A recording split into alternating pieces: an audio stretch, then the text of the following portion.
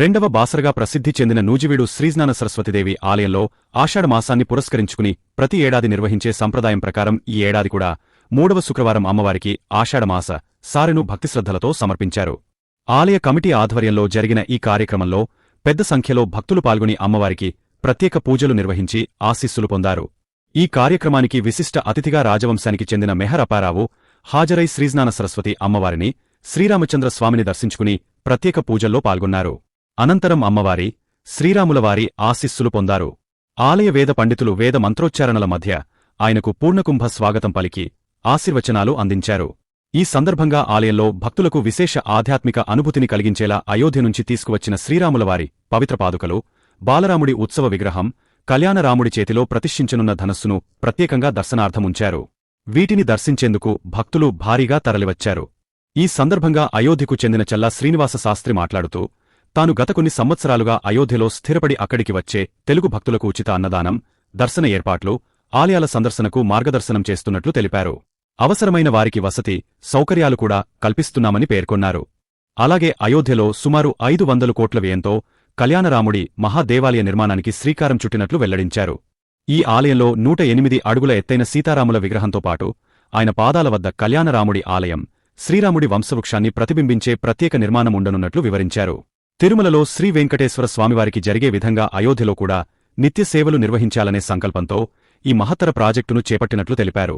తాను తీసుకువచ్చిన శ్రీరాములవారి పాదుకలతో రామేశ్వరం నుంచి అయోధ్య వరకు శ్రీరాముడు నడిచిన మార్గంలో కాలినడకయాత్ర చేసినట్లు తెలిపారు. దేశవ్యాప్తంగా గ్రామాలు, పట్టణాలు, దేవాలయాలను సందర్శిస్తూ ఈ పవిత్ర పాదుకలు, బాలరాముడి ఉత్సవ విగ్రహం, ధనుస్సును భక్తులకు దర్శనం కల్పిస్తున్నట్లు చెప్పారు. ఈ పవిత్ర వస్తువులకు ఇప్పటికే 154 మంది ప్రముఖులు అభిషేకాలు నిర్వహించినట్లు, అందులో ప్రముఖ ఆధ్యాత్మికవేత్త చాగంటి కోటేశ్వరరావు, దత్తపీఠాధిపతులు తదితర ప్రముఖులు పాల్గొన్నట్లు వెల్లడించారు. అయోధ్యకు వచ్చే తెలుగు భక్తులందరూ తనను సంప్రదిస్తే దర్శనం, ఆలయాల సందర్శన, అవసరమైన సమాచారం, వసతి ఏర్పాట్లలో సహకరిస్తామని చల్లా శ్రీనివాస శాస్త్రి తెలిపారు. ఈ కార్యక్రమంలో ఆలయ కమిటీ సభ్యులు, వేద పండితులు, మెహర్ అప్పారావు, భక్తులు పెద్ద సంఖ్యలో పాల్గొని శ్రీజ్ఞాన సరస్వతి అమ్మవారి ఆశీస్సులు పొందారు.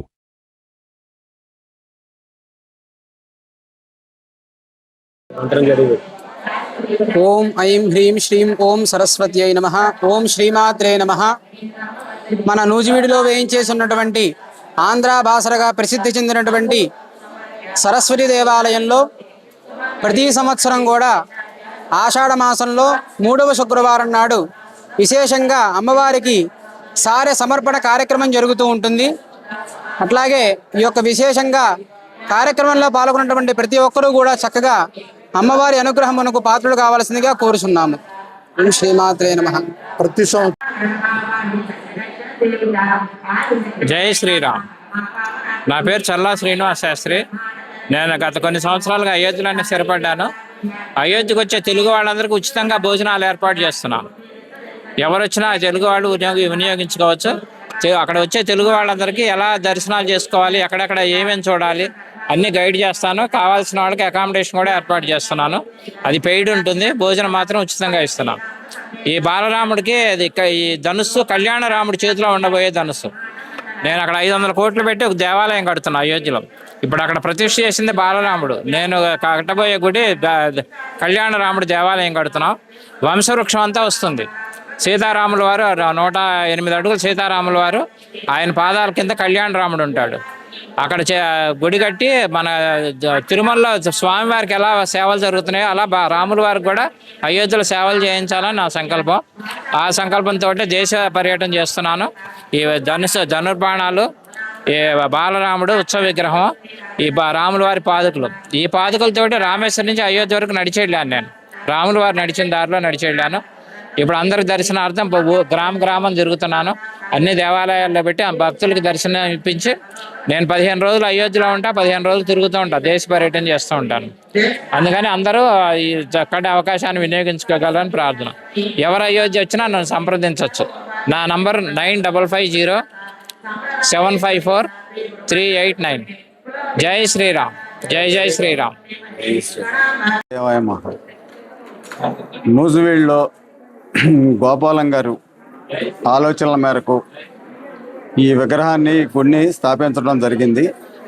ఆ స్థాపన ఆంధ్ర బాసరగా పేరు ప్రఖ్యాతలుగాంచి నూజివీడులో కొలువై ఉన్న సరస్వతి అమ్మవారి ఆలయంలో మేము గత 8 సంవత్సరాలుగా గోపాలం గారు కాలం చేసిన తర్వాత గత 8 సంవత్సరాలుగా నాకన్నా ముందు కృష్ణారావు గారు, పర్వతనేని కృష్ణారావు గారు వాళ్ళ ఆధ్వర్యంలో ఈ రోజు వరకు మా ఆధ్వర్యంలోకి వచ్చిన తర్వాత ఏ కార్యక్రమం అయినా సరే ప్రజలతో మెప్పులు పొందుతూనే కార్యక్రమాలు చేశాము. అట్లాగే మూలా నక్షత్రం రోజు కానీ, శ్రీపంచమి రోజు కానీ గుడి స్టార్టింగ్లో 1000-1500 మంది భోజనాలు చేసేవాళ్ళు. ఇవాళ అన్నదాన కార్యక్రమం దగ్గర దగ్గర 10 నుంచి 15,000 మందికి మూలా నక్షత్రం రోజు కానీ, లేకపోతే శ్రీపంచమి రోజు కానీ 15,000 మంది పెడతాం జరుగుతుంది. అట్లాగే గుళ్ళో ఏ కార్యక్రమం వచ్చినా మాకు ఈ గుడికి సంబంధించిన భక్త బృందం ఉంది. ఆ భక్త బృందంతో అన్ని రకాల కార్యక్రమాలు చేస్తున్నాము. అట్లాగే ఈ నెల ఆషాఢ మాసం సందర్భంగా ప్రతి మూడో శుక్రవారం, ప్రతి సంవత్సరం ఆషాఢ మాసం 3వ శుక్రవారం అమ్మవారికి సారీ ఇవ్వటం అనేది ఒక ఆనవాయితీగా పెట్టుకున్నాము. ఆ ఆనవాయితీ ప్రకారం ఇవాళ ఈ కార్యక్రమం దిగ్విజయంగా సాగింది.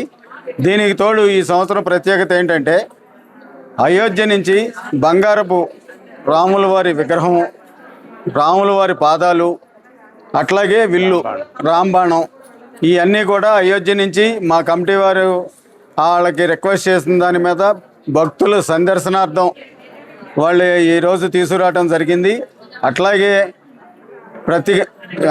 ఆ విశేష స్పందన అయోధ్య నుంచి వచ్చిన తర్వాత రాముల వారి పాదాలు కానీ, రాముల వారి విగ్రహం కానీ, బిల్లు కానీ ఇవన్నీ వచ్చిన తర్వాత విశేష జనస్పందన వచ్చింది.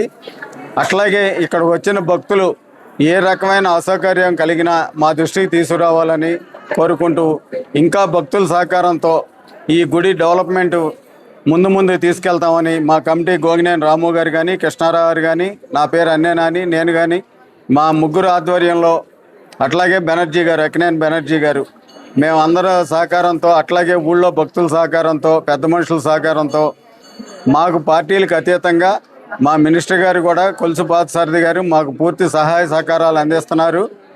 ఆయన కూడా ఈరోజు ఈ కార్యక్రమాన్ని తీసుకుని ఆయన ధన్యవాదాలు తెలుపుతూ ఈ కార్యక్రమం విజయవంతమైనందుకు సంతోషిస్తున్నాం. నూజివీడు ప్రజలందరికీ మరొకసారి ఇటువంటి కార్యక్రమాన్ని సద్వినియోగపరచుకోవాలని కోరుతున్నాం.